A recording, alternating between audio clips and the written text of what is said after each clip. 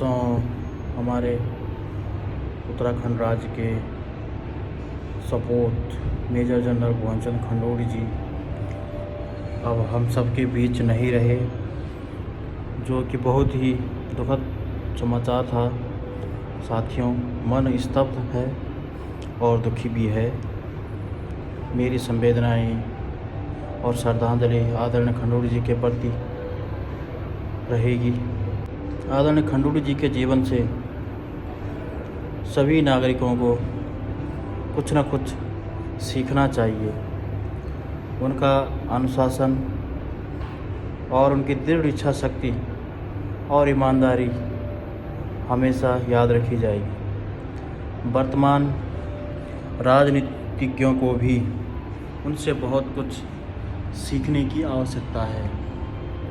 साथियों, आजकल के परिप्रेक्ष्य में उनके जैसा जीवन बिरला ही देखने को मिलता है, जिन्होंने हमेशा राष्ट्र सेवा और अपने लोगों के प्रति हमेशा ईमानदारी से और निष्ठा से कार्य किया है। मुझे भी जीवन में आदरणीय खंडूड़ी जी को एक बार निकट से देखने का अवसर प्राप्त हुआ था। साथियों, जो लोकसभा उपचुनाव हुए थे टिहरी संसदीय क्षेत्र में, तब वह एक चुनावी जनसभा करने के लिए हमारे क्षेत्र यमुनोत्री विधानसभा क्षेत्र बनचौरा में आए थे दोस्तों। तो उस समय बाल्यकाल में उनके ओजस्वी और तेजस्वी विचारों को सुनने का अवसर प्राप्त हुआ था। जैसा उनके बारे में सुना था, जाना था और देखा था, स्पष्ट उनकी वाणी और उन्हें इतने करीब से देखने के बाद मुझे एहसास हुआ कि यूं ही नहीं कोई मेजर जनरल भुवनचंद्र खंडूड़ी बन जाता है। दोस्तों, ईमानदारी की प्रतिमूर्ति और भ्रष्टाचारियों पर जो उन्होंने प्रहार किया था वह एक मिसाल है।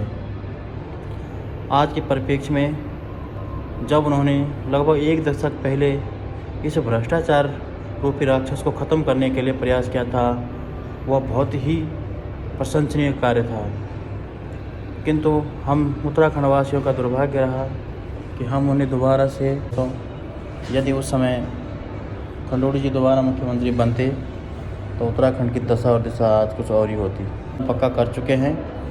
उनकी भूमिका उत्तराखंड राज्य आंदोलन से लेकर के जो संसद में उनका भाषण, जो हम सब लोग तो अब देख रहे हैं, लेकिन उस समय उन्होंने दिया था 1994 में साथियों, वह हम सब के लिए एक आदर्श है।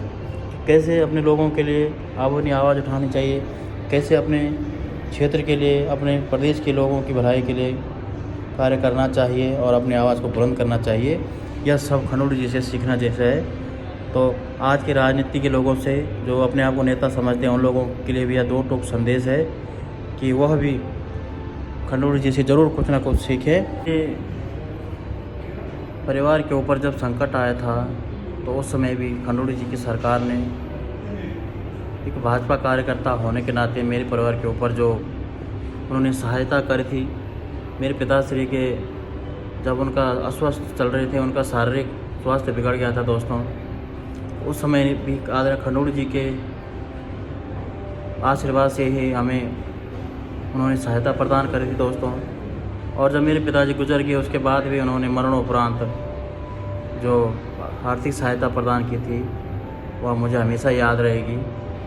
और खंडूड़ी जी के प्रति मैं अपनी कृतज्ञता व्यक्त करता हूँ और उनके लिए शोक प्रकट करता हूँ।